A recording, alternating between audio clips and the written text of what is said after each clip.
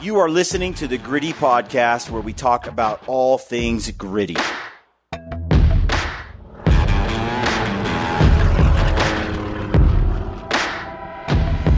I want to throat punch you, Mr. Rogers. When you stop in the middle, is that because you have to or because you want to? You know you could die if you can't swim it. You can't just develop willpower, discipline, without earning it. Well, I can't make it just yet. Well, you're signed up for an Ironman. And on that hunt, tough was more important than fit. All right, folks, welcome to the Gritty Podcast. I'm your host, Brian Cole, and I'm joined by Brad Hunt here. And today's podcast is with Mark and Amy Livesay. This was a fun podcast to do. You can feel the tension between Mark and Amy. But for those that don't know who Mark and Amy Livesay are, you're living under a rock if you don't know who honestly, Mark is. I would just throw this out there. A couple badasses, honestly. 100%. You know, like badass people, human beings. Yes. And genuine. Oh, and just awesome people. And on this podcast, it was interesting to get Amy's perspective and Mark's perspective. We talk about endurance, fitness, what it takes to be tough, what it takes to become a high-level athlete. Right. Now, for those that don't know, what was it? Mark was in 11 Ironman I believe 11 events? Ironmans. Look at Mark's pictures, like the old school ones, which he doesn't share that much. I'd be sharing those photos all the time. The man is a beast. He's like 100% man. Like, all, like 100% Amy says that in the testosterone. podcast, like all testosterone, all man. That's my husband, Mark, which also made him hard to get along with for a lot of years, apparently. The two of them had some rocky marital times, you know, and they kind of dealt with them. Amy gets in there. She talks about how the differences between men and women and kind of what men need, and she recognized that. Yep. Mark understands it. Adventure. Men need adventure. They need challenge. They need risk. They need danger. Yep. That really awakens the soul and the mind and the heart. It gives you a zest for life. A lot of the world today is missing that stuff. Yeah, so today's episode, we dive into that. I love Amy Livesay. I love Mark. They're just awesome people. Mark is a character. He is a funny dude. Yeah. So you're going to enjoy this episode. Now, Mark is the creator of the e-scouting, Treeline Pursuits, e-scouting classes. Treeline Academy. Treeline Academy. He is he just nerds out on scouting and honestly, planning. he's a genius when it comes to mapping and downloading and just everything e-scouting that's going to make your boots on the ground a lot less before you get there. If you haven't done it, you should download it, buy it, use the code GRITTY because that helps us. It also helps Mark. If you like Mark and Amy, support them. Get the class. It's worth every penny. Yep. And you will walk away if you invest the hours, a couple hours a week for a few weeks. There are guys that are 2 months. Legends when it comes to hunting. Yeah. And they take Mark's class and they're like, or they listen to his presentation and they're like, oh, this has changed my from now game. on, I'm going to completely leverage all of this stuff that Mark is sharing. So it's amazing stuff. So use the code GRITTY over at Treeline Academy, Treeline Pursuits. There's always links in the description field of our YouTube videos of all the people that we work with. Yep. And you can find the link down there. You'll save. The class is well worth it. I've said it for years now, and it's still true. And we're working on more courses. Right. Also, we did some films this year with Mark. Brad did the Honey Bear film. We have some other films that we're working on. And those look over the next coming weeks. We're dropping films every Sunday right now for the next month and a half. So tune in every Sunday on the Gritty YouTube channel. You'll find the shows there. And hopefully you enjoy the new film content that's dropping. And we have new film content. Also, we've created some pretty badass shows for Go Hunt. And it'll be fun to collaborate with them on those releases, which are coming up here in the next few weeks as well. Yeah. Speaking of Go Hunt, we've mentioned this before. Use the code GRITTY over there to get yourself the Explorer membership, and that gets you access to the Go Hunt mapping system, which I've said, and I'll say it again, you need more than one mapping system. This mapping system has features that other mapping systems don't, and it's well worth the investment. So check that out. Use the code GRITTY over at Go Hunt for the Explorer membership. Get their maps, and then use the code GRITTY over at Peaks. Get yourself some trekking poles, gaiters, headlamp, and the code GRITTY over at Stealthy Nutrition. Ryan's a huge just a dear friend, but also him and Hillary are making some great products. If you don't have a rifle cover glassing pad, check those out.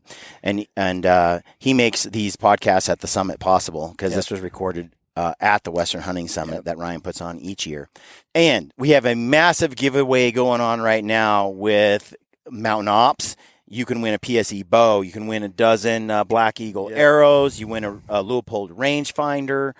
What else, Brad? They get Peaks equipment. Yep, headlamp, trekking poles, gaiters. I'm leaving stuff out. There's a list. Is there an initial ascent pack? Yes, and there is there's a lot. There's a lot of stuff in the giveaway, and if every order that goes into Mountain Ops between now and July 31st, you're entered to win. And you get 30% off everything you buy at Mountain Ops with the code Gritty, and you get free shipping with the code Gritty. So not only do you get the entered to win the prizes, you also get a great deal on the products, 30% off, and you get free shipping. So load up on your Mountain Ops stuff right now. Use the code Gritty over there and stock up. And that's it. Thanks for tuning in to this episode. Leave us a comment below, like and subscribe to the YouTube channel. Leave us a review on iTunes. We appreciate all the love and support. Stay gritty. Welcome to the Gritty Podcast. I am your host, Brian Call. And today I'm joined by Mark and Amy Livesay. And we're going to talk, Mark and I have been talking about you when you're not around. Yeah, I want to preface this that I have no idea what we're talking about. I want everyone to know this. So today, I wanted to talk about mental toughness. You guys have a wild and crazy past of running races that most people don't run because they're not insane, right? True. So, what is it that makes it possible? I want to talk about developing that mental toughness. That most people. That's one of the main questions I get when I come to one of these events. And we are at the Western Hunting Summit right now. And one of the main questions comes up. It's like, how do I not quit and go home? How do I put in all this time and effort and energy to get to this place, prepare year round, and then I get here and I'm 3 days in and I quit on a 7 to 10 day hunt? What happened? So I wanted to get into that a little bit with you guys. First, can you just take a minute, Amy, introduce Mark from your perspective? Okay, a lot of people have got to know him, but I'd like your perspective. His resume. She wants the real. The real resume, not the exaggerated resume. the races he's done. A little bit of background here. Okay. And maybe perhaps how you guys came to be the Livesays. Oh goodness. Okay. And I suppose I can't correct anything that she's wrong about, right? You'll get your chance.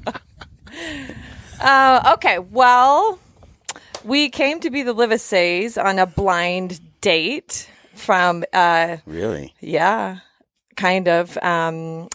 His best friend's wife taught aerobics with me. Really? And Mark was newly divorced and on the prowl, I guess. And so I was stalking aerobics instructors through the windows. No, I don't know about that. Anyway, he asked if she had any friends who wanted to go out, whatever. Yep. So they kind of set us up, and we went out kind of as a group, and then just started dating after that, and dated for 5 years. Whoa. Why do you think that was? Well, okay. Yeah. Oh, Mark, could you please tell us? I would say my instincts tell me that Mark was a selfish person at that time. I think he was just more a little gun shy from things that had happened in his past and gotcha. Yada yada yada. Makes sense. I had to push the envelope a little bit. So I always remember that when I get irritated with him, I'm like, remember, you chose this.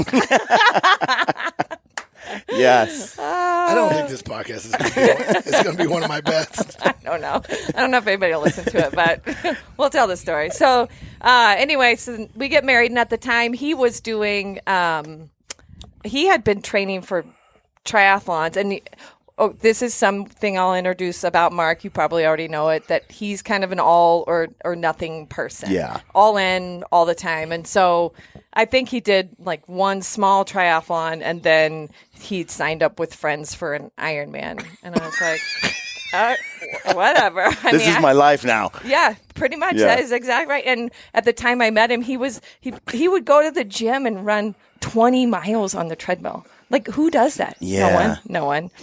So anyway, we started doing. I had been a swimmer in high school and stuff, and so since I was aerobics instructor, he said we should do triathlons. We should do triathlons together. So we kind of started doing those together, and it just kind of all snowballed, and eventually he did 10 Ironmans. Well, I did 11 Ironmans, and I had the 12th one was a kind of a relay kind of deal. Oh, okay. Remember? Yeah. And the first year I had signed up to do the Ironman, and then we got a little closer to the date. And I came to this realization that I might die in the swim. Because I want to tell a little story about Amy. So when I first met her, she's a swimmer, right? And I'm a swimmer. I mean, I'm not a swimmer. No. And so does he look like a swimmer? Let's all look. Does he look like a swimmer? No. So I'm in the pool doing like a blog. doing a heavy workout. And Amy says, I'll come in and take a look at your stroke, right? Mm-hmm. So I'm in there, showing off my stroke. And she was a swimmer. Yeah, she's a swimmer. Mm-hmm. She says, so I want you to swim down there, 25-yard pool, and swim back. Let me see what you got. So I take off. I stop halfway, get my breath, keep swimming, get to the wall, come back halfway, come back, and she says, so when you stop in the middle, is that because you have to or because you want to? And I'm like, well, I can't make it just yet. She goes, well, you're signed up for an Ironman. Yeah. You could die if you like can't 50, swim it. That's like 54 of those, And so that's when I started saying, okay, maybe I need to get some professional help. Yeah. And so I got a swim coach. I like that, though. All in, man. Just. So my first Both feet. Ironman, I decided that I better do a relay team. So my buddies and I got a couple buddies, and we did a relay team. It's fun. But that wasn't it. We did that relay, and I'm like, that was like kissing your sister. I was like, this ain't it. If I'm coming back, it's all or nothing. Yeah. Like she just said. And that was it. And from that day on, I did at least one Ironman every year for that many more years. So an Ironman is not easy. No. This is a certain group of humans attempt this. Just like a Spartan race. Yeah, it's a set distance. Right. What I want to know, Amy, is why does Mark do it? Why did he do it? What propelled him? What possesses a person to do it? Because I couldn't do it. Be honest. I wasn't a runner. I ran track in college. No distance. Never ridden a road bike in my life. Couldn't even swim when I started. So I think part of, for me, you can answer, but it was the fact that I couldn't do it was the reason I wanted to do it. Well, and I think we were talking earlier a little bit about the fact that men need a little bit of risk and need a little bit of adventure or challenge. There's got to be something in their life that is risky or challenging to them. Or, women gravitate more to security in general. I mean, that's not always true. We like the adventure and that kind of thing too. But especially for Mark, I always joke, like when people haven't met him, I'm like, so my husband, he's all testosterone. That's, if you think of somebody who's just right, all man, that's him. And so I think he always needs something to be all in on. And it has to be something either challenging or risky or something of that nature. And so I think that's probably, why he just did that or does DNA hunting. is programmed to do it. And have you noticed? Did you notice that about him? Like that, if he didn't do that stuff, has he gone through periods where he didn't really do it and seemed not quite satisfied? Oh yeah. That's coming up next. Yeah. Oh man, we could be here a long time. I mean, I said this on when I spoke last Sunday. Is I think if you don't have that and you really do need it, you'll find it somewhere, and it may not be the most positive way. I mean, it might be just working yourself to death. It may be hanging out in bars. It could be a lot of things, but yeah, for sure. I mean, part of why we moved to Montana was he wasn't doing triathlons anymore. He wasn't hunting. And I mean, you can call it a hobby. You can call it selfish. You can call it what you want. I just call it a basic need of looking at my husband and seeing he needs something of that nature, whether I like it or not. And so at that time, he was just working all the time and wasn't able to fit in things that filled his cup and made him feel, like like himself. Yeah, the modern world that we're in today, you see that, right? Where there's not a lot of adventure. You don't have to tame the West. You don't have to defend your homestead like in some old Western. You don't have to fight the mafia. Like there's a lot of things out there that, we could have a pretty decadent lifestyle today. People get their adventure on Instagram looking at other people's adventure. Yeah. And I think that there's probably a lot of men out there especially who don't feel challenged in life, both physically, emotionally, mentally, right? And there's an emptiness there. And I do think they're filling it up with often hedonistic endeavors, behaviors, because, it's like alcohol, women, it can fill that immediate gap, but doesn't really address the problem. No, that's right. So when did you first notice, or come to this idea that a man in general needs to have some adventure? When did that kind of hit you? Well, oh my gosh. Well, we went through, we did our triathlon thing, and then we did this whole time period where I felt, well, you'll say it too. I mean, I would call our marriage a train wreck. And I would call it that for a long time. Okay. Like years. And so about half of it. I mean, not since we've been here anyway. And so I think the turning point for me was when we actually, you and your wife were based in your faith and you kind of grew up that way. Yep. We really weren't. But then once we had Eli, there was kind of this turning point where we kind of looked at them and he was this perfect little guy. And we thought, man, we've kind of screwed up everything else. I'd like to not screw him up. And so we felt like he was just kind of a gift from God. We didn't really deserve him. And so we started going back to church. And by reading my Bible and that kind of thing, you learn that you're God creates woman to be a divine helper. The word is the same helper word that they use for Jesus. You're a helper. And so, so then I started to do things that lined up with that. I didn't work as much. We kind of started to do things a little bit opposite. And so then I could see he was working a ton. And I could just see the emptiness. And I had time to pay attention. I had time to see that we had kind of left this triathlon, we're all this world that the triathlon world served us well in a lot of ways, but because of our own tendencies, not as well too. And then there was this gap, and it was just kind of in that gap of, I don't know, a year or two when he was just working that I realized that is just that's not enough. Wow. I missed a couple elk seasons in there too, and that was for me, the low point. I had quit racing and retired in 2007. Missed a couple years in a row of elk, and man, it was a dark time for me. I didn't even realize how dark it was. You kind of just work it so much, you don't realize I didn't realize what shape I was in, I don't think.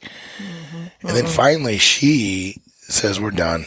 She says, we're moving. We're out of here. We're going to sell this business, sell that business. We're out of here. We're going to go somewhere where you can hunt.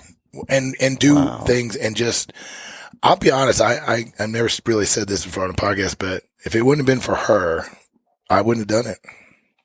I would have just kept driving out and hunting, getting it done. From Missouri, thinking that, I just never thought we could I didn't know if I could pull it off.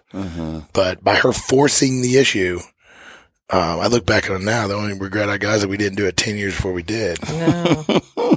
Wow. But yeah, and people it's funny because, Cody Rich has a podcast now about some entrepreneurship. So I know you talk about it a lot too. And you kind of become an entrepreneur now and you're out of the corporate world. You're never going back, right? I'm never going back. And there's a lot of guys listening that want that, right? Everybody wants to know how they can hunt more, how they can spend more time. You got to just do it. It's not going to just happen. It's not going to be like one day you're going to wake up and it's just going to be there. Yeah, right. You almost have to be a little bit of reckless abandon. I mean, not irresponsible, but I just didn't ever grasp that. And even though I was an entrepreneur, I felt trapped with the businesses that we had built. But we weren't trapped. We had all kinds of options. We just didn't exercise any of them. And actually, when we moved away, my business actually for a while was running better, almost better with me gone than when I was there. Amy, how did you, come to the conclusion and just do it? Like, how did you get Mark to go along with it? Well, he's a cup half full person. No, half empty. I'm a half full person. And so there's just through my life, like different things we've been involved with businesses and stuff. I just don't ever think impossible is a real word that you can use. And so I'm constantly, even like right now, thinking, okay, what do we need to do to make this kind of optimal? And so the way it happened was we had so over the years, I had seen him just working and working and working, and I wanted him to scale back because the kids were young and he was missing it. He would work, if within the event business, you'd work all weekend, right? 2 a.m. to 4 p.m. He'd drive home, be exhausted, lay on the couch the next day, and then go back to work Monday and kind of do it all again. He was exhausted, doing nothing good for himself, not exercising, nothing. No self-care, just burning the candle at both ends to just... Yeah. To just meet the grind that's in front of you. And I think a lot of times, from what I see, I think a lot of men can't see the way out of that sometimes because you put such high expectations on yourself to provide or to be successful and all that, and you can't see that how important you are to your family and what you're not able to give when you're in that spot, and you're afraid to let it go. So if your wife can say, "Hey, let it go," then that kind of frees you up. But the point I was getting ready to make is I had suggested different ways we could get this done over the years, like just scale back, and he would always have a reason not to. Well, could we hire more? And there was always a reason not to, or, whatever. There's just no way out of it. And so finally we went on a trip to Colorado for 2 weeks, and I think he could just kind of relax and see that, oh man, like the wheels didn't fall off. Yeah. Like, everything's fine. And it's not the end of the world. I can go out and enjoy myself occasionally or whatever. And it was on the way back from that I said, let's just move somewhere where you can hunt. And he was like, oh, yeah, that sounds great. She hit me at the right moment too. It's like, you have to be ready to hear something like that, right? Right. Now, when somebody says, let's move and hunt, that automatically sounded good. But the logistics behind it was never something I probably didn't think could happen. But it was like perfect timing for her to say it at the moment that I was receptive to it. And I just kind of bought in, but then I kind of let it go. Where the power came in was about 2 months later. I really hadn't done much, right? She goes like, what are you doing? Like, what have you got done? I'm like, what do you mean? Well, we're leaving in a year. Well, now it's 10 months.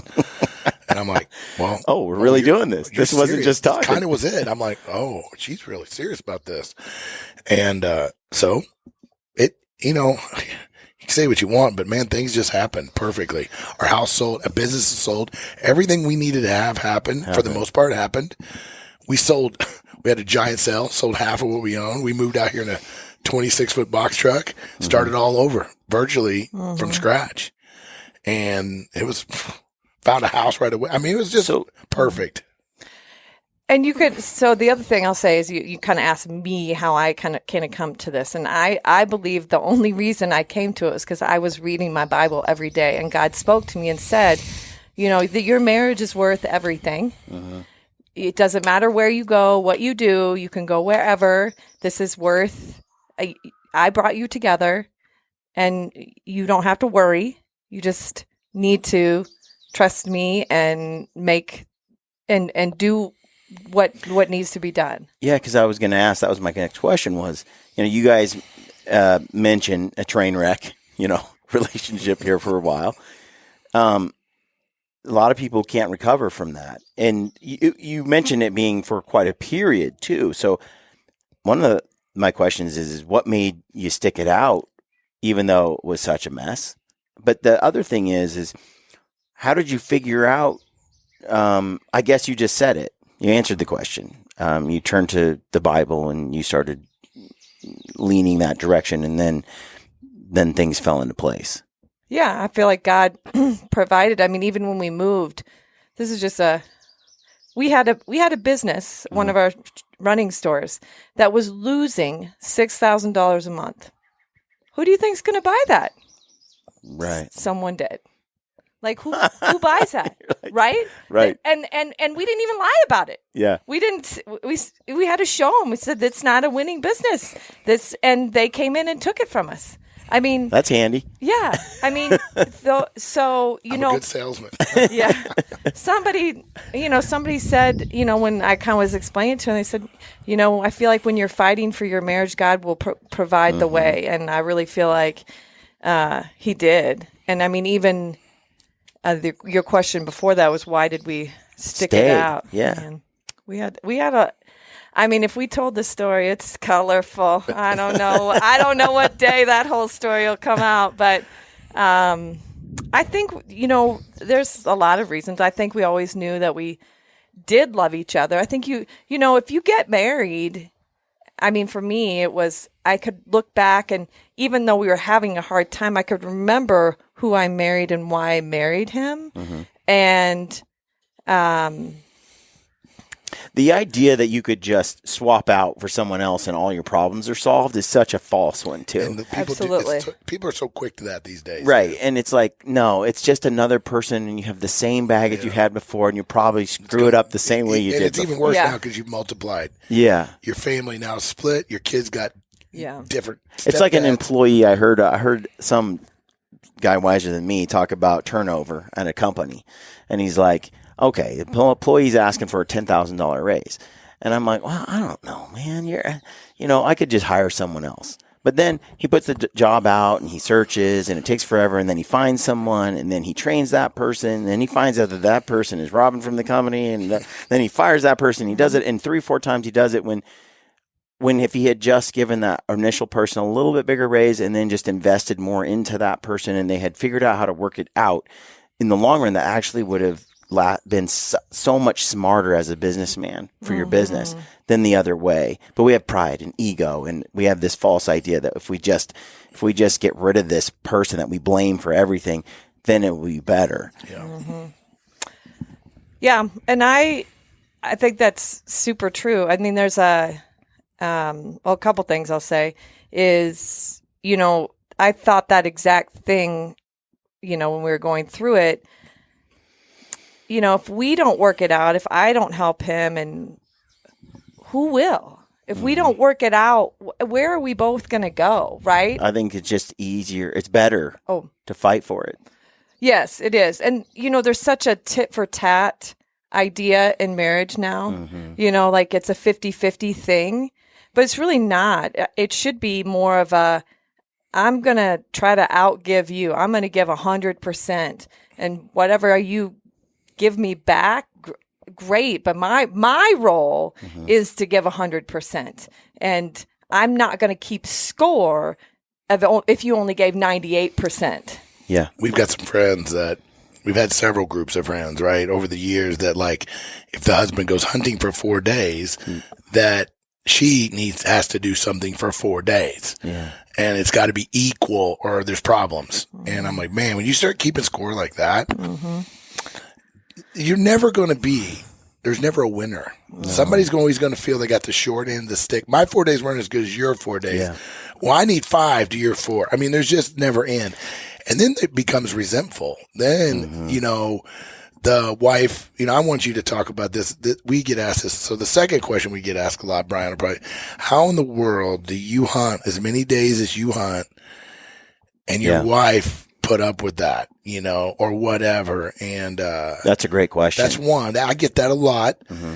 I just got it here. Several dudes we were talking. I said I hunted 37 days for bears, and they're like, "What?" Yeah. And I'm like, "Well, it wasn't 37 days completely straight. I had a day or two off."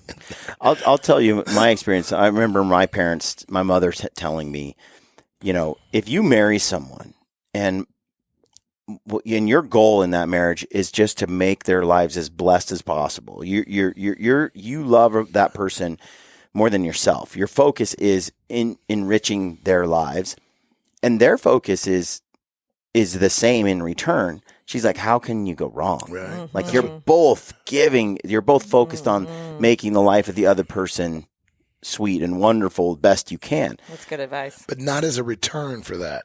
Right. It's just you're not giving 100% because the other one's giving you 100%. Then it's not selfless at that point. Right. It's like you're doing it for a payment in return. That's right. That's right. Versus just you can't in this other, like what my mom described, it wasn't scorekeeping. Mm-hmm. It was just. And then what ends up happening is Suzanne's she's like you, where she says, my husband needs an adventure. He needs to experience some risk. He needs to provide in this old-timey way and go hunt and bring back some meat. Like this fulfills him for some reason. I don't understand why. I don't really need to. I just know that it does. Mm-hmm. And so I want him to go do that because he's a better man. He's a happier man. He's a more content man. And so she's pushing me out the door. She's the one saying, go for as many days as you need to. Don't come home. Do what you can, And that took a while to arrive at that point because when we were young and especially when we had young children, it felt if I went and did that, like she got abandoned, Mm-hmm. But over the years, she saw a different, she served me in that way. And then me, naturally in return, I'm doing all sorts of things for her on her behalf, sacrificing my time and my energy and doing what I can because I want her to have this wonderful life. I'm trying to help her achieve what her goals are. And in the end, I mean, you keep score. I don't know. I feel like Suzanne has way overgiven than what. Winner. I'm definitely winning the game. I feel the same way. Like I feel like Suzanne has definitely been like I feel like I'm the spoiled one in the dynamic, and but I'm trying all the time to even that out. Yeah. Like I really am trying to do things to make sure that I make up for that. But if we score keep, I don't think she'd be crushing me. I don't know. I think, I'll go back to if you look at historically, men left. They didn't leave to leave, but if they served in the Senate or whatever, they had to leave, and you might not see them forever or they went on explorations, right. Or all these kinds of things. Sailed a ship, caught fish, came back after months of being gone trapping. Yeah, and there's no talking. You're not communicating when all that's happening. And so it's not something, this isn't a new concept. Yeah. It's just gotten pushed out of the way with this kind of little cookie cutter home that everybody wants them in. And, you maybe we've outscored you. I don't know. But you provide a nice, safe place for us to be, for us to call home, to stay when you're gone. And then when we want a little adventure, you provide a little bit more than we want, all the things. So, I think, I don't know. I couldn't score it, but there's a lot of, it's not like I work. There are different roles though. And in a society where they're trying to erase the differences between sexes, and that innately we both have different drivers and different biology and millions of years of evolution that made us different ways. It's and I believe in many ways I believe there's a spiritual role and so on as well that transcends what we see here. And so to me, it's like we live in a world that's trying to erase all that and pretend like it's irrelevant. It's just a social construct, and you can just remake the world in whatever image you want it to be. Ignore nature and science and everything else, and that will then free you and make you happier. And the exact opposite is true. I'm finding like the more traditional roles I embrace and take on, and as a provider and a husband and someone as a protector and all of those things, that fulfills me. And Suzanne, in the same way, helping us as a caregiver take care of the kids and do what she does in her role, like, we're happy. I mean, we are far and away above happier than most everyone I know. Yeah. Like a lot, by a lot. And I'm grateful, but I kind of, it's against what modern society's telling me. You almost have to, I think you almost, well, when we moved to Montana, we kind of said, we're just kind of going to do everything as opposite as we can. So, I mean, we had never thought about homeschooling. It wasn't, we weren't those people, right. I mean, you can look back on our past. We were the other people doing all the things that everybody does. And so then when we moved, it was just like, we're going to do the opposite. So we thought we'd put our kids in public school. Nope, we're going to homeschool. And just the more you kind of try to go back and just question what you're being told, the better it gets. Yeah. So I want to move on to the next subject of a lot of men come to this event and they ask me, how do I not quit? How do I not just they're like, they're just sick to their stomachs. Then they drive all the way from Missouri. They have 14 days. They're out there 3 or 4 days and they quit and they come home. What broke down? What happened? So how does somebody in a race, okay, you've spent years doing this. I asked Mark earlier, did you ever quit? Did you ever quit a race? Once. And he quit a race one time. We talked about it. She was there. Bring up that story. She's the reason. Yeah. Do you want me to tell you the real story? Or you want to hear the flower version from her? I heard yours. I want to hear Amy's.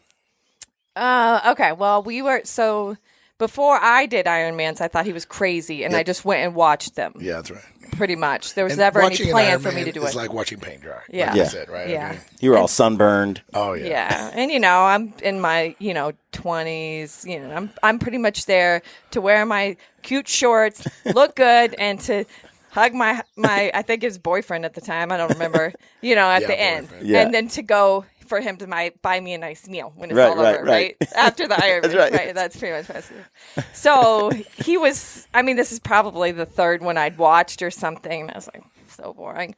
Well, because what you do, like when they're coming out of the swim, you've got your camera and you're like, oh, that's him. Click. Oh, no, that wasn't him. Oh, click.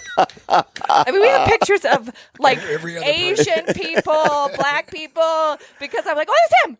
Oh, it's not. Yeah. Anyway, so he gets on the run and, he does the swim, then he does the bike and the run. And of course, it's Florida, it's hot.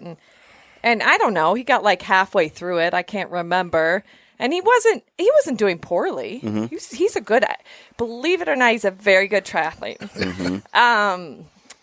But it's hard to tell by the way. I've seen some pictures of you younger. I'm like, dude, stacked. Yeah, he was stacked, and he's really good at it. So he was doing pretty good, but not as good as he wanted. He wanted to hit some mark that he had in his head or whatever. And so since I had never done one, I don't even know if I'd done a triathlon at that point. I was like, it's okay. Who cares? Who cares? Just race. You did great. Let's go get something to eat or whatever. And so, the siren was calling. Well, I told you this was like a 3 or 4 lap race. Yeah. Yeah. So that's brutal. Those are brutal because you just keep coming back through the finish, Right. And it's just calling your name every time. And you got to remember, in Ironman, I've been at it for probably at that point 9 or 10 hours. And I got probably another couple hours to go, maybe more. Yep. And at that, wheels were coming off. I was doing some walking. Running was sparse. And I saw her on the side of the road, and she's looking all cutesy in her little swim, and she's burnt. And she's like, "Oh, honey, it's fine. You'll live to fight another day, whatever." Man, it's probably the worst. Like I said, I mentioned before, it was the worst and the best thing ever happened to me because it was the worst because, man, I don't think I've ever felt so, like, upset with myself because I don't quit very many things in my life, from football to rugby to all the things I've done. I'm not very much of a quitter. I hate, and when I the few times I have, it's not a good. And that one, I was in a bad place for a year. And, in the Ironman world too, you just can't go do one next month. It's like, there's only a couple times a year they're offered, and you got to sign up, and there's a waiting list, and they're hard to get in, and at the time. So it's like I had a whole year to think about that failure. So, man, after that one, dude, I was on fire. So it changed my whole. I mean, I started racing after that. I was beating my times by hours after that. My training went up. My determination went up. My everything went up. Because I was going to say, I think a lot of guys that have done this, where they have gone out, hunted, and then come back early, cut their hunt off early, they're haunted by it. Yeah. Like, they bring it up, and they're like, and then there's a little bit of concern that they're going to do it again. Like, because they didn't expect that to happen the first time, they're not sure how to prevent it from happening the second time. And they're also asking, why did I do that after when I had totally different expectations? Well, personally for me, you hit the word, is the expectations. Guys don't have the right mindset when they go on a Western hunt, a lot of times if it's their first time.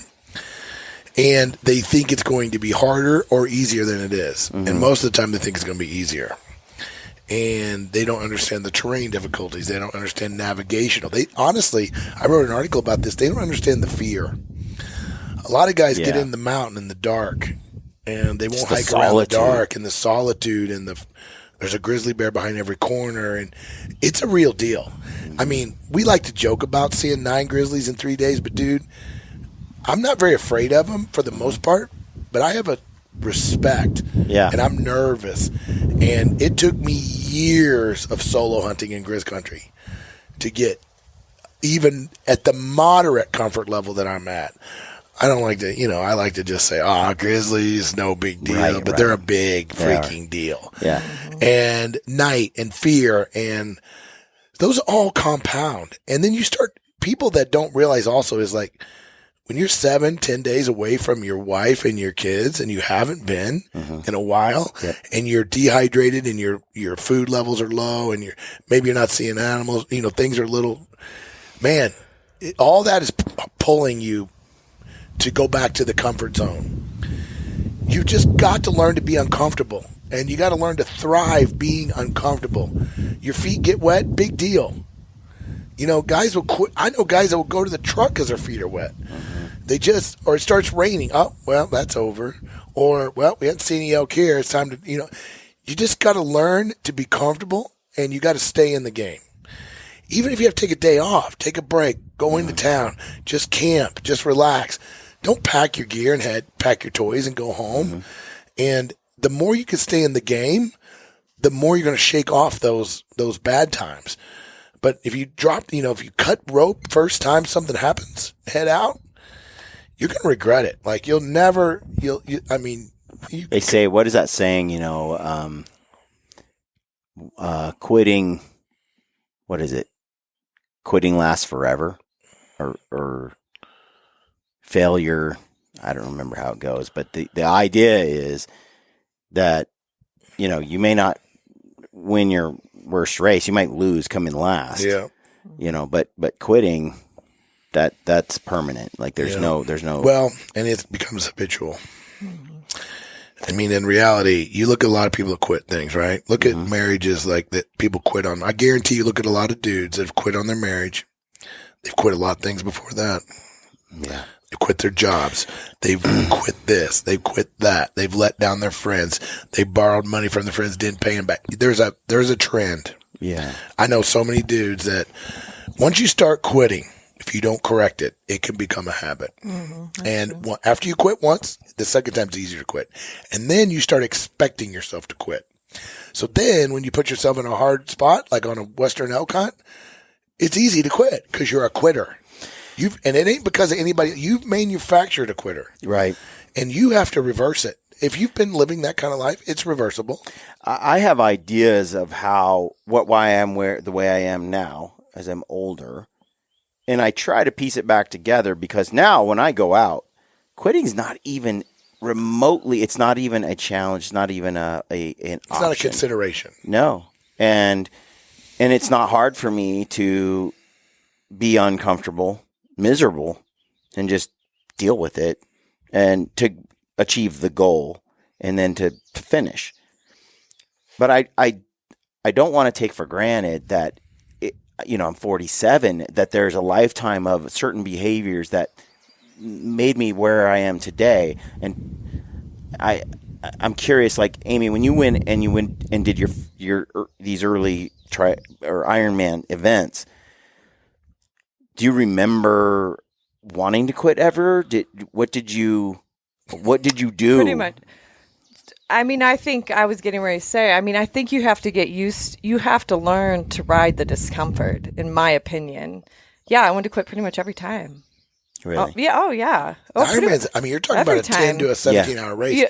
There's never a race you're going to do you don't want to quit. Never. Yeah, There's low points. I've thrown up in most of the Ironmans I've done. I've been in the medical tent for... He's always in the medical tent. More than half of them. I think I would be too. She's yelling in the door, hey, can you send my husband out? Yeah. We got to go to dinner. Yeah. She's yelling. They won't let her in, but she's yelling. I can hear her voice. Because I'm never in the medical tent. So I'm like, get out of the medical tent. I got IVs in both arms. She's wheel him out of here. We got to go to dinner. But yeah, how? I think one, I would guess you put yourself in that position over and over and over again. You practiced it. The other thing I think helps is you probably practice when you practice it with other people. Shared suffering. And a sense of accountability. Like ego. Yeah. I used to do, I would also do some adventure races. Yep. And it would be 3 dudes and me because, there's not that many girls who are going to do that. And I remember in all those, I would think, why am I doing this stupid thing? And in my head, I'd be thinking we're talking like 12, 24-hour races. Oh, I've done that hunting. Like, why am I? Yeah. Why? This is suffering. This is stupid. Yeah. There's a part of me that starts having that conversation years ago, and I'd be like, why am I doing? What have I chosen to do with my life? Like, you have all these questions. Why do you do this? Why do you pay money for this stupid thing? But I've actually am reading a book right now, which is fairly interesting. And so for me to ride the discomfort, to actually do it for myself, I need outside accountability. The book's called The 4 Tendencies. It's by Gretchen Rubin. So I need outside accountability, or I'm probably not going to follow through on the hard thing. Some people are like upholders. I would kind of guess you are, where if you say you're going to do it, you're just going to be out there and do it. And he's going to do it because somebody said he couldn't do it. I can see that, yeah. So for sure, different drivers for different drivers, little bit different personality. But the main thing is you have to prove to yourself that you can go through the discomfort, and that's why I love that Mark takes Eli hunting. What was it? 2 years ago, maybe 3.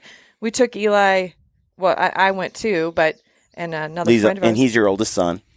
He's 12 now, but he was then. Yeah. We hiked up, 6 miles straight up probably, and it started to rain. It was rain. It didn't start to rain. It was like raining the whole day, and then the temperature dropped, and at 6 p.m. we had to set up camp, and we had to get a fire going because we were all going to get hypothermic. And he was in that, and he realized what had to be done and that he could go through that. Yeah. And it was a worthy endeavor. And he still talks about it to this day. Yeah. And people don't have to do that much anymore, right? You talked about it early on. You don't have to be uncomfortable unless you put yourself in that position. So, I don't know. I don't go out and hunt like you guys do. I kind of go out for the 2 days and I go home. But, I think there is just this a lack of doing really hard things anymore. And so if you're not used to riding the discomfort, then I would think it would be easier to quit. I also think it's something that you have to do incrementally. You can't just develop willpower, can't just develop discipline without earning it. And I remember when my brother, probably one of the better times in where he was at the best version of himself, he was doing a cold plunge every day. And at first it was just, okay, this is really interesting, and you get into this ice cold pond and get in there because the Wim Hof thing, and he'd do it. And he did it for like 7 days straight. Well, the second you get in that ice cold water on a winter day, you're just, the whole time you're in there, you're screaming, your body's screaming to get out. It's torture. It's the worst. It's terrible. It's awful. And it's funny. I just sent you a link about that. I know. I saw that and I was like, and I would rather sweat in a sauna than do that. But that's more comfortable. I think that, his body type's a little different than mine. I think, but definitely, I hate it. I hate it more than him. It's a hard thing for me to do, but he's up there. 7 days he did it. And then he was like, I haven't really been a super disciplined person. What would happen in my life if no matter what else I did that day, I did this 5-minute cold plunge. Nothing else has to happen but that one thing. And what if I did this for a full year? What would happen?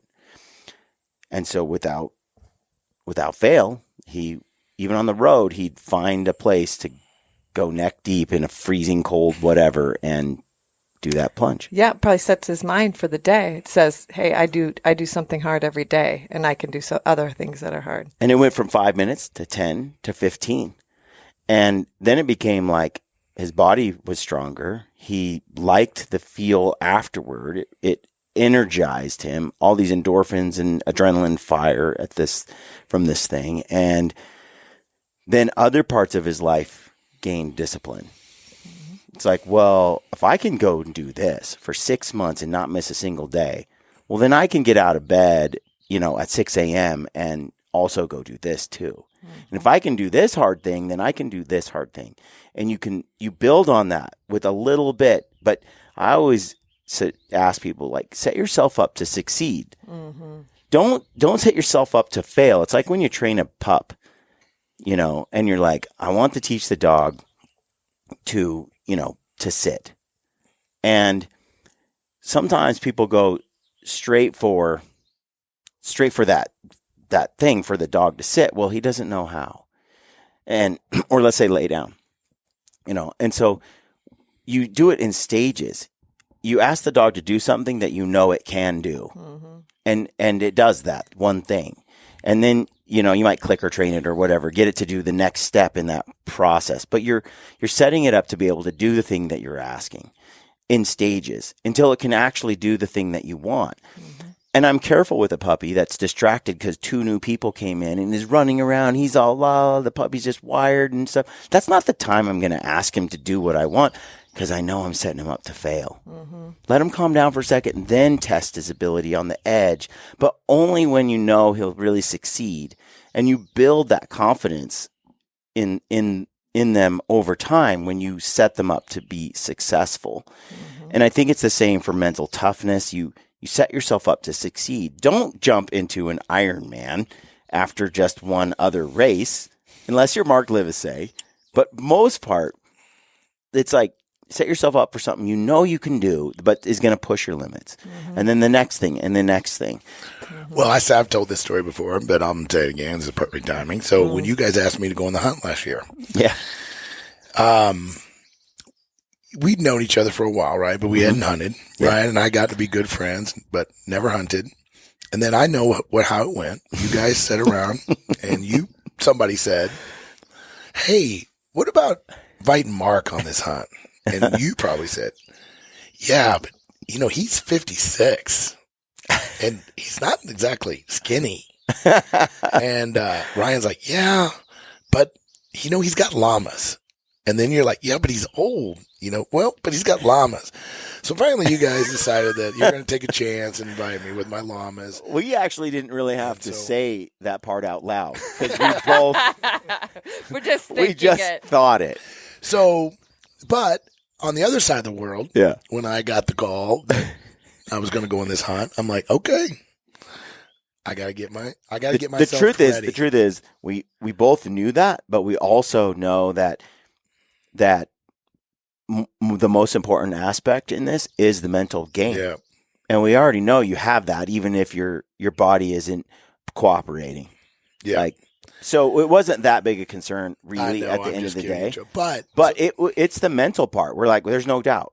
But Mike would rather die on the mountain than fail us. But so I didn't want to be. We might have to hold they you were back. planning to leave me. They already had plans. I know. I heard so, that story. But what I did in return, somebody had to go for help, just in case. Yes, I know, just in case. Brian and Ryan will go for help, and Mark will stay back. That's right. So I did 75 hard. I'm like, okay, I got to get disciplined, right? Yeah. Even though I'm pretty disciplined, even though mentally I knew I had it, and physically I knew I could do it too. But I said I got to be at the top of my game because there's no two dudes that I'm ever going to hunt with that I don't want to be. That I want to perform with than you two, right? And it was not because that's just the way I am. I'm like, I don't have to be the winner, but I don't want to be the loser. Yeah. Now I like to win. Let's just be honest. But mainly, so I worked super hard. That winter, not so much getting fit, but getting tougher. Yeah. I wanted to be because I know how Ryan lives. I know how you guys live out there. Now I'm a llama guy, so I don't live that rough, right? Yeah. But I knew we were going some rough places. I knew we were going extreme distances. I knew we were crossing lots of rivers. Ryan sent me some waypoints. I started like, whoa, okay. And I wasn't afraid of that as much as I'm like, I got to get myself mentally ready. And I kind of looked around what I was going to do. And so I said, you know what? This 75 hard. 2 workouts a day, no drinking, all the things. I'm like, I got to sacrifice a lot of things that I like to drink a few beers. I don't drink much water. I don't work out twice a day. I usually did a lot of hiking, got ready, but not like that. So I'm like, this is perfect. So I was still at my last few days of the 75 hard when we started our hunt. I remember. Dude, it paid dividends because, I mean, I was fit enough, but I was tough enough. And on that hunt, tough was more important than fit. We were in the sun. I lost my hat. I'm like sunburned. You remember that? We're dirty. My kids still call you the pirate. I know. Man. I look back at those pictures. I'm like, what the heck? But the point was, it wasn't just a fitness game. It was getting myself mentally ready for this adventure. And I was with 2 guys that I really respected, that I really valued. And I'm like, all right, it's time to up your game, Livesay, because I'm a solo guy. And one of the problems with hunting solo is you can control your effort. Yep. And it's easy to have off days. You can be like, all right, today I'm just going to take it easy. Right. Nobody's looking. Nobody's this. I'm not saying I do that. I'm just saying it's easy to do. The reality is in those mountains, often the difference between tagging out and not tagging out is there's 40 minutes of daylight left. And we got to go. And you're exhausted. And you're like, we're going to kill that bear. Well, on your bear that you killed. Yeah. I was kind of surprised. How many guys are like, nah, we'll wait till tomorrow. Dude, hopefully I was we find sitting one. there and you're like, we're going. I'm like, we're going to get it? I don't think we can get there. Oh, we can get there. So here we are. I'm running. Brian's pretty dang slow hiker, right? Yeah. I'm just going to say I've heard that about him. But when it comes to going after a bear, he ain't slow. Because I'm off the back line. Jeez Louise. So I'm back there running, trying to get. Ryan will say that all the time. It's like, Brian's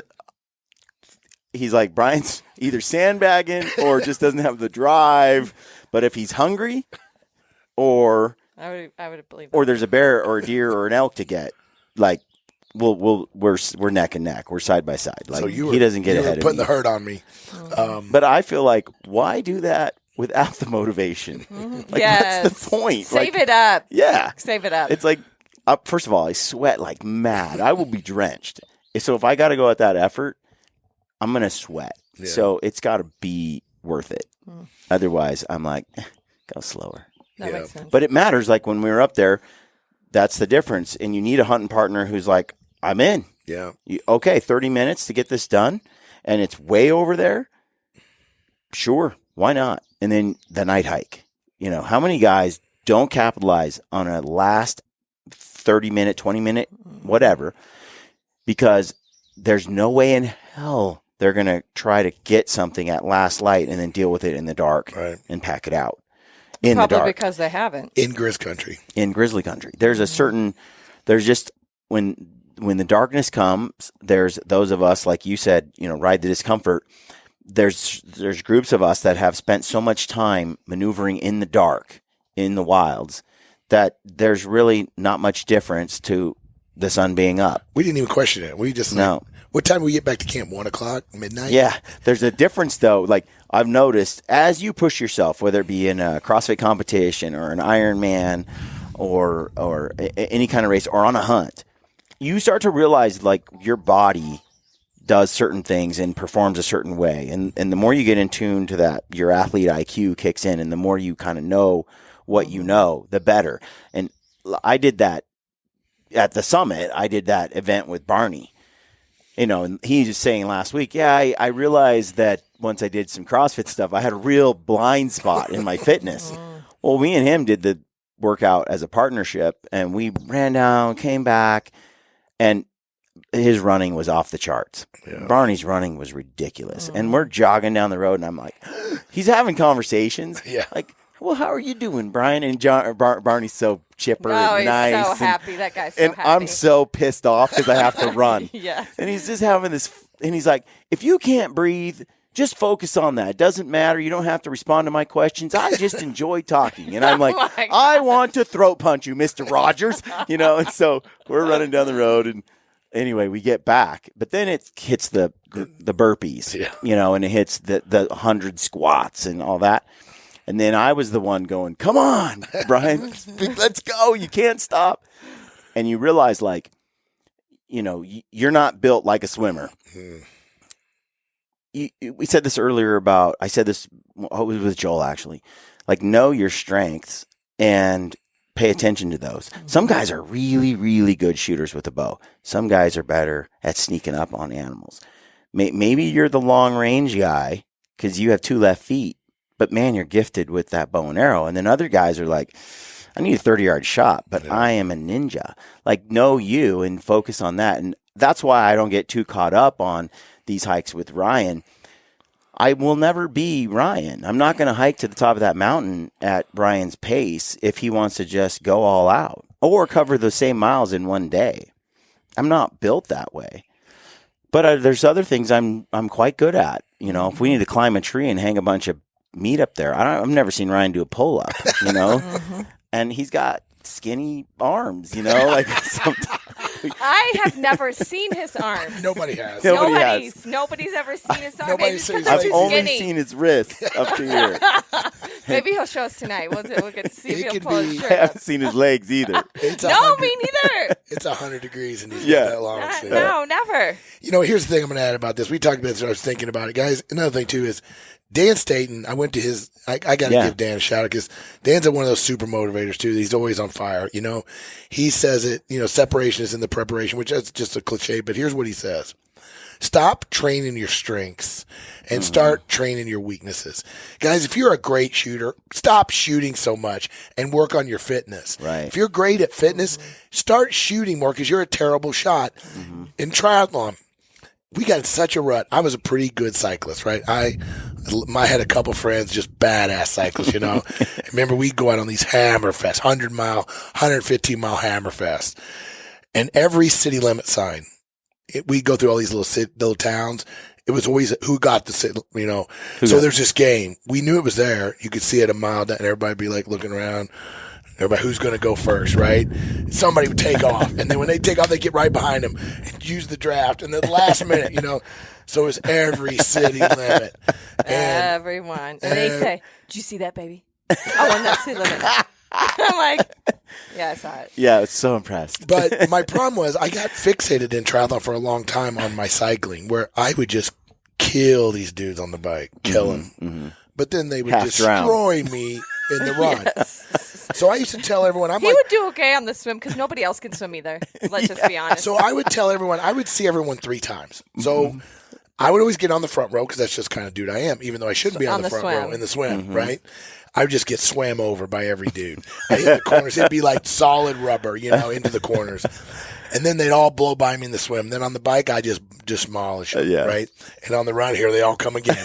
And so, and then here I am. I'm just drifting back slowly, So, but eventually, what I started doing is one of my best friends committed suicide several years ago. But that dude had a Sunday run, which is, these dudes were badasses, right? They're way out of my league, like way out of my league.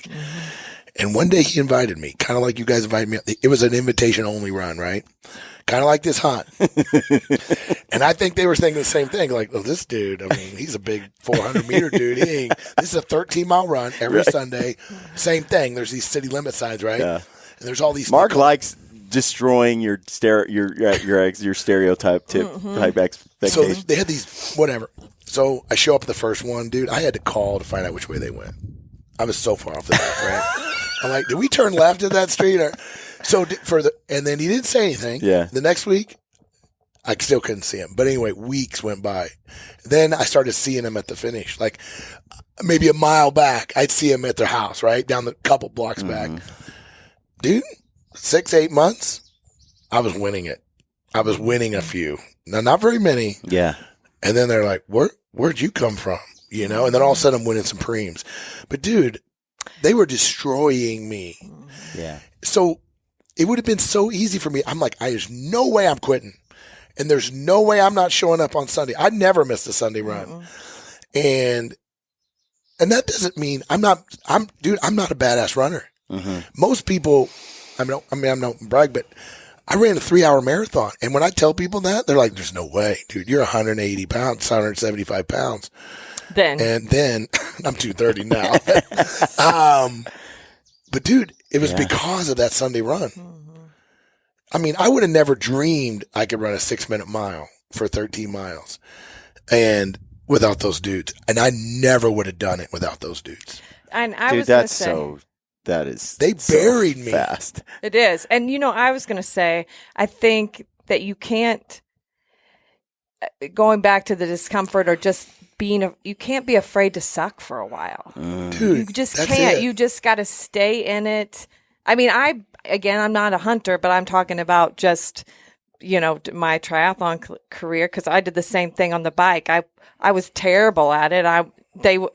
We don't have to tell the story about you leaving me behind and going and eating at McDonald's. Do we have to tell that one? We don't. Anyway, I was on the side of the road, but she had a pity party on the side of the road. And then they came back and they're like, we thought you went back. I'm like, oh no, I'm here. Anyway, but I was terrible. But we on both of those we just weren't afraid to show up and really stink at it. Yeah. Show up with people who are better than us, and just keep learning and keep pushing forward and not giving up and. Absolutely. Probably people see you guys and hear your stories and they hear about hunters killing things. Nobody posts their picture after hunt, killed nothing. Do they do that? I don't know. Maybe they do. Maybe they do. All you see are the ones that, I killed this big giant thing, right? So then when they go out there and they're not seeing anything, it's got to be disheartening, right? Yeah. You've got to kind of embrace the suck for a while. So, we're telling some stories that kind of I'm going to tell a story about Amy about that. So when Amy started doing triathlon, she's a great swimmer, right? Pretty good runner. Moderately good cyclist because she was strong. She had really good strength, right? So there was a few really good women. I started a triathlon club. And actually, it's funny, 20 years ago, the 20-year reunion's coming up in this July. So I started this triathlon club in a city that had, 50,000 people at the time, 60,000. And we grew that club to almost 1,000 people. A triathlon club in a town that size, that big, is outrageous, right? And we started winning we won 5 or 6 national championships. And so anyway, we started this training, right? And we got some dudes. Mm-hmm. And every Sunday we do these big rides, right? No girls could hang. And we wouldn't wait for them, like Amy just clearly said. I mean, you just straight get dropped. Guys, it doesn't matter. Girls, it doesn't matter. Right. They're indiscriminate. You can't keep up, you get dropped. It's a no-wait ride. Yep. You get dropped, you find your own way home. So Amy would go out on those rides and just get destroyed. 20 miles in, she's off the back. In the wind, she's by herself, riding, and we'd make the turn, come back, and there's old Amy. She'd hook back up and hang on again as long as she could, and then get dropped again. Well, all of a sudden, Amy's halfway. She's still hanging on. Gets dropped. A few months later, weeks later, we're rolling into so McDonald's was our turnaround point, about the 60-mile mark. I never ate at McDonald's. She never made. We didn't. I'm proud of you. So we'd roll in there, grab a couple cheeseburgers, and whoa, back. All of a sudden, I look back. She's into my draft. She's right there. I'm like, whoa, baby. And all of a sudden, after that, she's like in the second position, like right behind the leader in a couple of rides. So now she's starting to get a little cocky. Like, not only is she keeping up, she's kind of getting near the front. And then I saw her pull up in the front a few times and said, no, honey, you get up front, start breaking that wind, they're going to leave you. But the point was, she was getting buried. Yeah. Just like a story I told you about me. But she didn't stop. She rode a lot of miles by herself. A lot of miles. Because none of the girls could train with her. She was too fast for the girls. Well, JP would for a while. Yeah, but not fast enough for the boys. So she was in no man land. Mm-hmm. But it was only a matter of time. And then after that, she was just crushing dudes. Some of the guys. Not me, of course. But sometimes him. I retired because she was getting dangerously close. That's a whole nother good story. Man. That's probably true. That's a good story. And, she got dangerously close in one Ironman. It kind of scared me. I love it. And but I think the story just is telling you that it's not about everybody says don't give up. I hear the cliche. I get it, guys, but it's a mindset too. You earned it before you even did the race. You're not going to do it in one day. Yeah. You're not going to do it in 2. And you don't know what you can accomplish till you practice. Put in the time. Yeah. Yeah, and you don't know I think everybody's a lot more capable than they give themselves credit for. I mean, especially when you start in the beginning, if you're not any good at it, you've not been doing it, if you haven't been hunting, you haven't been out in the woods, you're not good at it. You can't sense all the things that you can sense. And so you just got to keep putting yourself out there. So I think we discussed sort of this mentality and this fitness and the preparation and all that kind of stuff for why maybe people leave and how you've come as far as you have in regards to that. You mentioned earlier hunting solo. Tell me about that, because people do quit simply out of loneliness. Like a lot of people can't handle being solo. That's the part that scares them the most, and the part where they're most quick. They could be fit as hell, the best shooter on the planet, and be a pretty good hunter, and then they're solo and they just quit. So what is it that gets you past that? It's not a fitness thing. It's not a doing hard things in terms of physical punishment. It's actually easy solo because you control your output when you're solo. Correct. Right. It's actually easy. That's actually why I like solo hunting. Well, I don't have some butthole to keep up with. Keep up with you, and I don't have to do. But so there's 2 kind of growths, right, that you can experience. Like I mentioned, riding with these dudes and running with these dudes, and Amy riding with us. That pushes you to the envelope. Mm-hmm. But there's 2 parts to our hunting. To be a competent big game hunter, in my mind, you have to get yourself uncomfortable with that, like that kind of stuff. But most important for me, you have to be in your own skin. You have to be comfortable in your own skin, which means the hardest thing that I had to deal with was navigating in the dark by myself, off trail, in grizzly country, solo. And which always is super comforting. Right. And dude, a few of those trips, just almost forcing yourself, you are experiencing a growth that will pay dividends for the rest of your hunting career. Mm-hmm. A few solo hunts where I don't care if you see an animal. I don't care. It doesn't matter.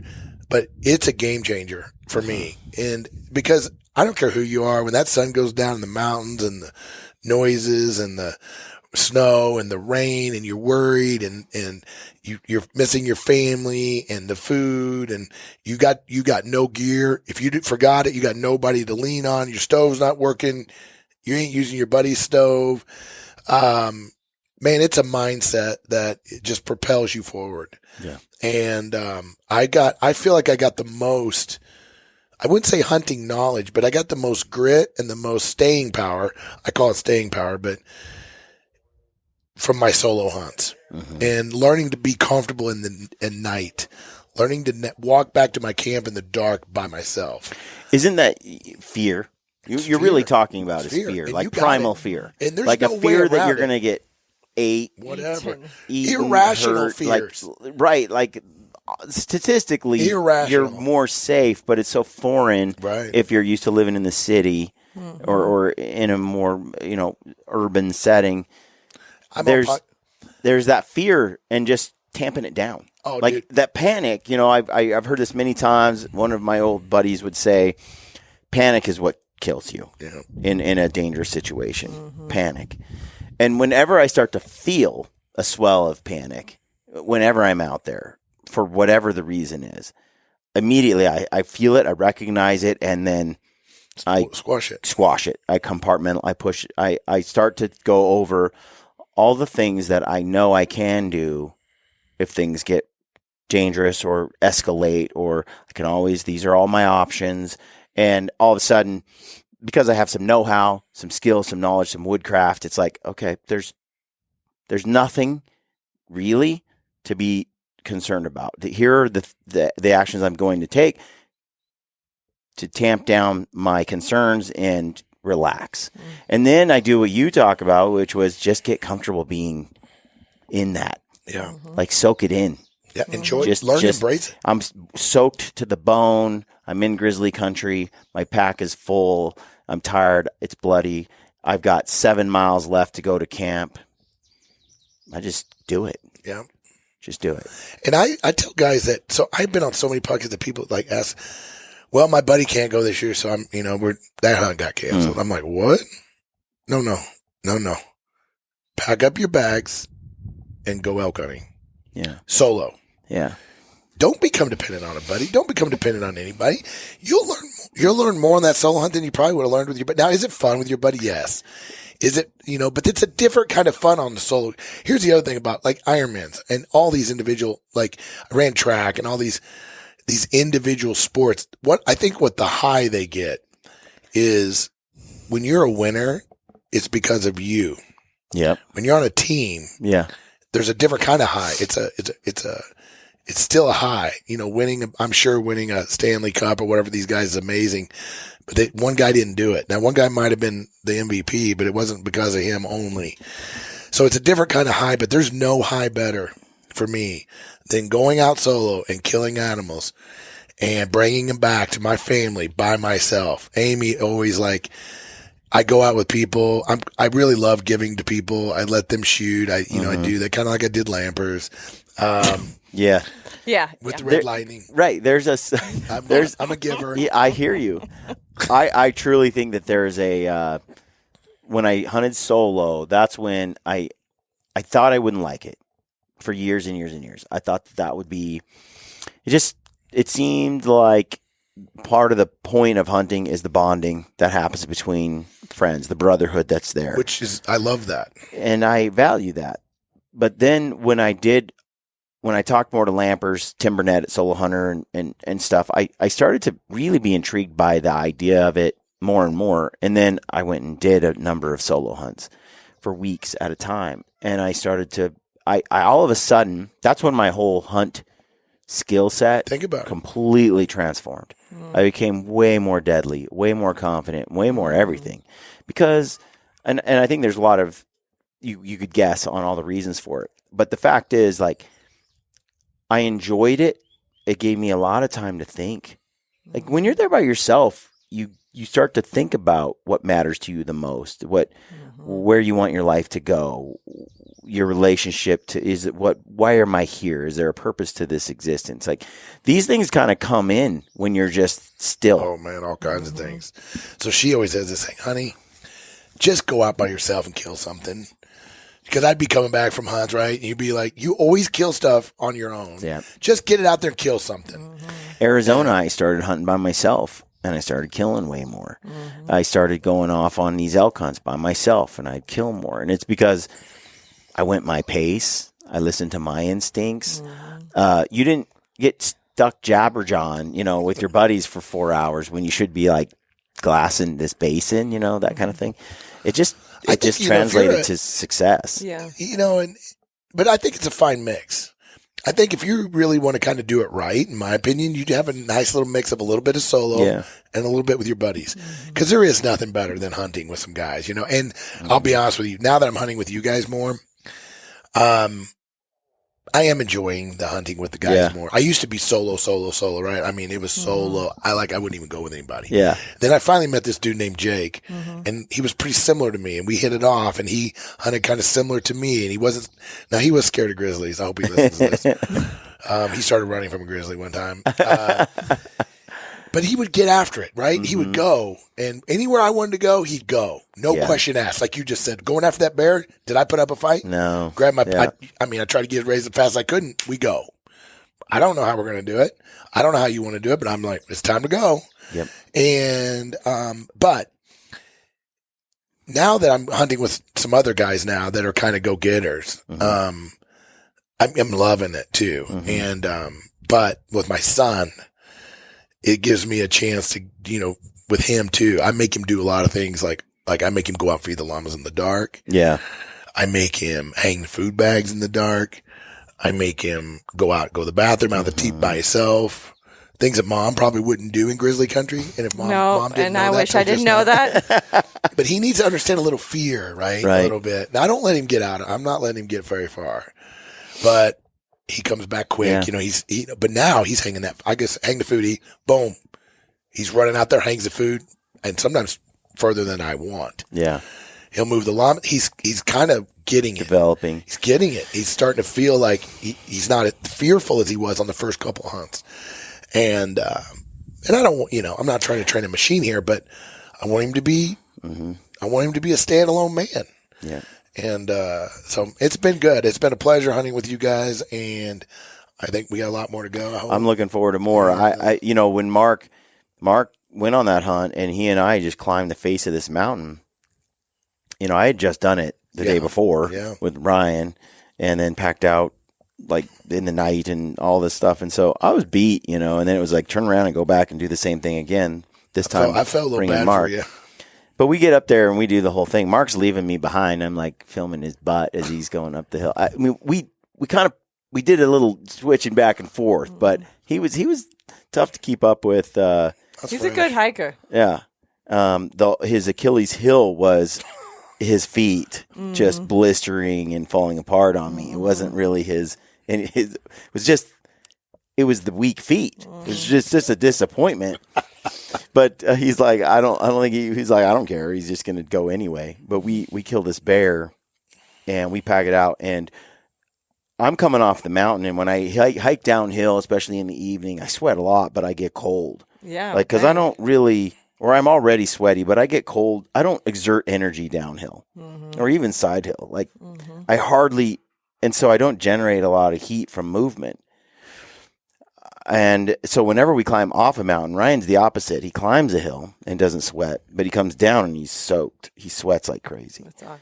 So I come downhill and I'm like, I need to put on coats and jackets. And so I am. I'm wearing like a puffy down this mountain. Mark's over there shirtless in the dark, like this big bear, and I'm like, and he's like, how are you wearing a jacket? I'm like, how are you shirtless? Like, Dude, it's cold. He says that to me all the time, too. But I get so hot. You don't want to relate to me. Yeah. Yeah. Well, yeah. Cold.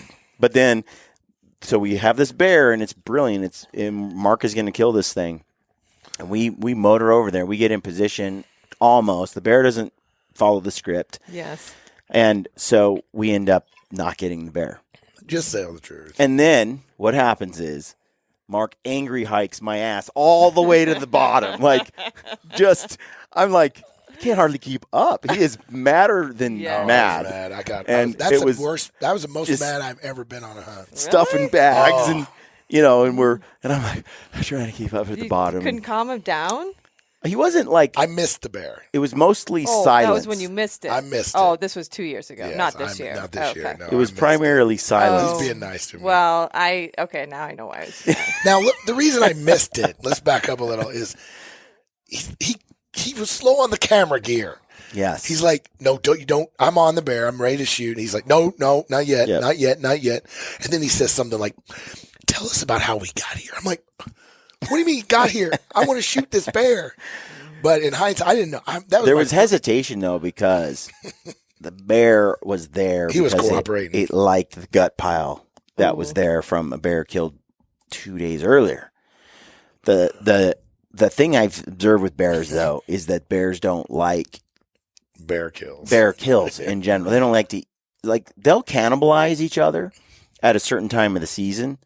But early spring, you shoot one and leave it there. It's like they're digesting, they're dry. They'll come to it, but they don't. They'll pick it up. Yeah.